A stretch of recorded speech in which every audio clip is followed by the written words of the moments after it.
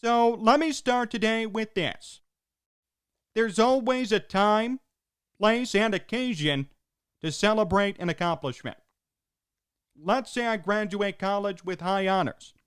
I'm not going to celebrate that until, the day of the graduation. I'm not going to celebrate that with one more year left to go. Maybe I slack off.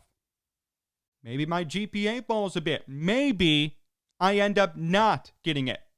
I was in line to get it, now I won't get it because I didn't take things seriously in that last year. You don't limp to the finish line, you finish, then celebrate.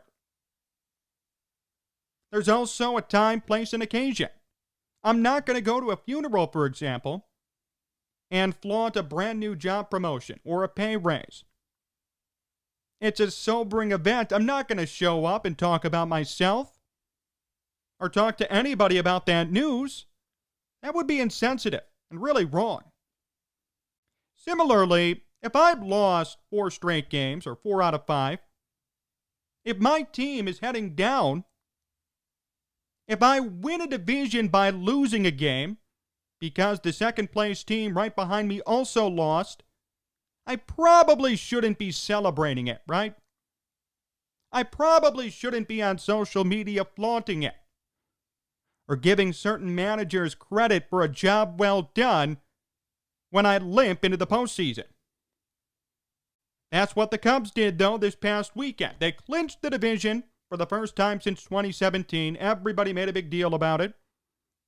Oh, Joe Maddon couldn't do that the past 2 years. We hired David Ross. Now he's getting it done. That's despite the fact, of course, that the second place team is 500, and the third and the fourth place team, all 500. But the Cubs went out and made a big deal about clinching the division. Even though they lost 3 games to the Pirates and clinched on a night that they lost to the White Sox. What is that? Who does that? There's a time, place, and occasion. The season is far from over. Postseason still to come. Yes, the Cubs got in great. But that's what you want to do? You've got a big postseason matchup coming up here in the next week. You'd think you'd end the season with some momentum. Instead, you can't beat the Pirates and can't beat the White Sox. And I guess the silver lining is they win the division via losing. They lose a game, win the division. Everybody makes a big deal about it. I'm not buying it. Who celebrates losing? The Cubs do, I guess. And no one even hesitated to give David Ross credit right away. First division championship since 2017. David Ross is here. That's why it happened. The last one was won under Joe Maddon. Cubs won the World Series under Joe Maddon. Are we forgetting about that already? Just because the last 2 years weren't divisional winning teams, that doesn't mean that a new manager paved the way. What it does mean is that your division is weaker. There are less games. And it's easier to come through with that in mind. It's not all about the managerial change. What, because David Ross is here, you win the division? Him and only him is the reason why? Come on now. It's a 60-game season. The team obviously has a ton of experience. And their divisional opponents are all 500, and the Pirates are the worst team in baseball. Yeah, good job. You won the division. By losing. Let's not forget that. I'm going to keep bringing it up. Why are we making a big deal about this? Like it's shocking to people. This should be expected, Cubs fans. All of you who gave me hate on Chris Bryant, all of you would say this should be expected, though. Right? The Cubs should win the division this year. This is not a surprise. This is not a cause for celebration. I celebrate my high honors in college when I get to the graduation ceremony. I celebrate a postseason appearance or a division win as I move forward in the playoffs. I don't celebrate it when I lose a game or I'm on a skid. If anything, I'll celebrate it after a win, even. Let's not even go to the postseason. I'll celebrate winning the division after a win, not a loss. And that's how it's always been. That's been the precedent around baseball, around other teams and other leagues. You don't celebrate after a loss. To the White Sox credit, I'll give them credit. They didn't celebrate when they clinched a playoff appearance. They said, we'll celebrate when we win the division. Bold statement, but a good statement. I like it. Celebrate when you get to the finish line. Don't celebrate when the optics are bad. There are a lot of problems with this team, and we've talked about them a number of times. Back end of the rotation. Offense can't play. Bullpen issues near the back end. Those are serious issues, serious problems. And it's actually surprising to me that this team even qualified for the playoffs with all of those issues and won the division. That doesn't mean we need to celebrate it. That doesn't mean that the Cubs winning the division gets rid of all of those issues we've been talking about and that have haunted the team all season. That means nothing.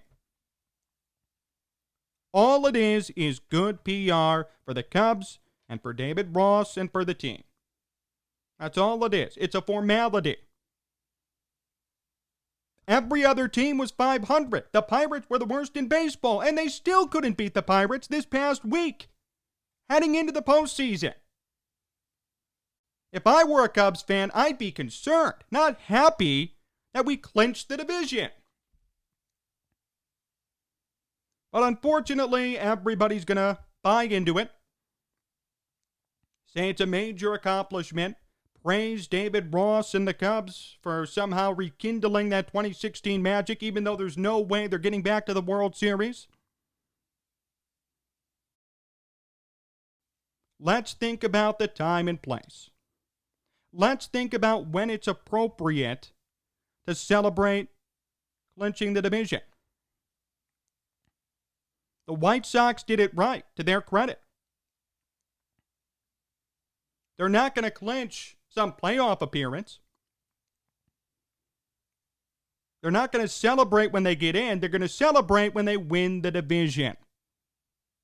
That exudes confidence. That tells people they're serious.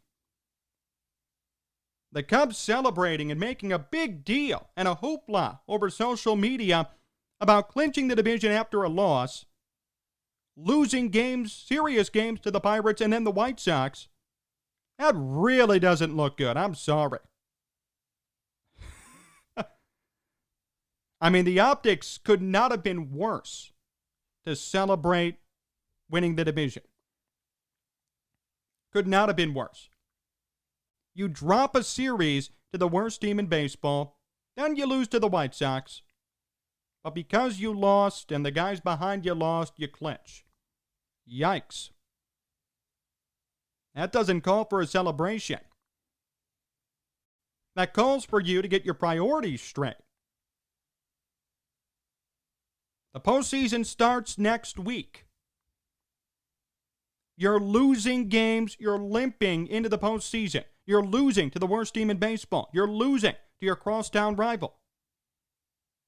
There should be concern and urgency. Not happiness over losing to win a division. But that's what the Cubs did. They celebrated. They praised David Ross. First time since 2017. Big deal. Big PR. Stop focusing on PR and social media. And stop celebrating something that you won by losing. Assess the problems on your team. Get ready for the postseason. It's coming up. Don't celebrate because you lost 3 to the Pirates and then lost to the White Sox. Get your head on straight and realize what's to come. There's a time and place for celebration, and the Cubs obviously have no clue what that means. Now, there's another point I wanted to bring up here. I just praised the Sox. I'm going to criticize them a bit. The White Sox, believe it or not, are hypocrites.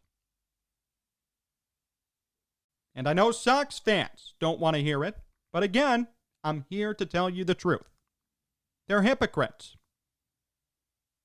The last time I checked, April 2019, Tim Anderson bat flips a home run off the Royals. Gets hit by a pitch. National outrage. Everybody threw their 2 cents in. Everybody said, okay, Boomer, stop it. Let's change the game. They want to have fun. I love the bat flips. Everybody came to Tim Anderson's defense. Fine. That made bat flipping okay in baseball. Now it's the new norm. So if that's the case, why is there a problem when someone does it to the White Sox? It's okay for Tim Anderson to bat flip a double, a walk, a home run, a single, whatever it might be. But if someone hits a home run against the White Sox, it's a problem. Willson Contreras homers. Bat flips the bat to the moon. Rounds the bases, hits a home run, great job. The next time he comes up, he's beamed. On purpose. I didn't like anybody who said, oh, there's no way you could have determined the intent. It was obvious. It was on purpose. Okay? That is so hypocritical. Everyone came to the White Sox defense. Everyone came to Tim Anderson's defense. And now he bat flips all the time. But the minute someone has the balls to do it to the White Sox, there's a problem. What? I don't like sore losers. I don't like sore winners. That was the message that was conveyed to me. The Sox are sore winners.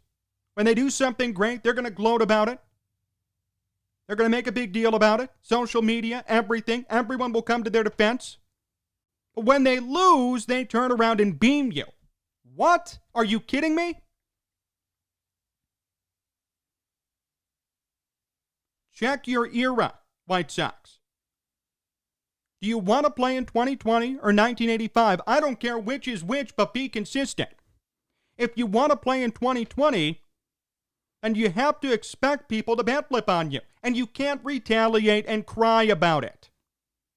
If you want to play in 1985, fine. Then don't bat flip other people. Or do it and expect to be beamed. You can't play offense like it's 2020 and then pitch and play defense like it's 1985 and have two different mindsets. It doesn't work that way. You have to be consistent. You can't be hypocritical because I'm going to call you out on it. Other people will too.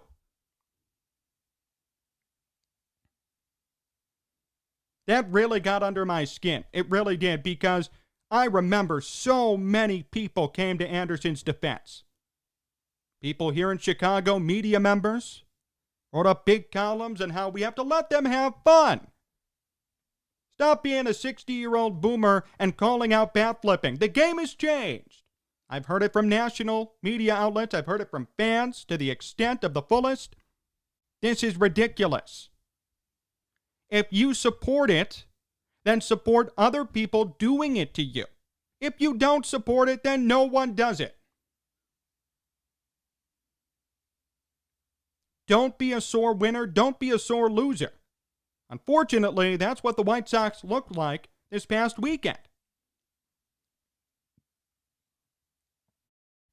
They're allowed to bat flip. They're allowed to showboat. They're allowed to make a big deal about everything they do, including a walk. I guess a walk now calls for a bat flip. But the minute the Cubs do it or anyone else does it, there's a problem.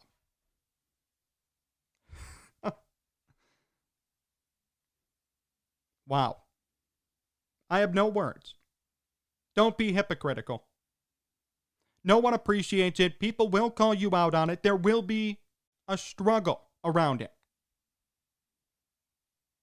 And I heard Rick Hahn come out and say, well, you have to have fun. Anybody can have fun. Then tell your players that too. Tell your pitchers that. If they give up a home run in 2020, then they're liable to being bat flipped on.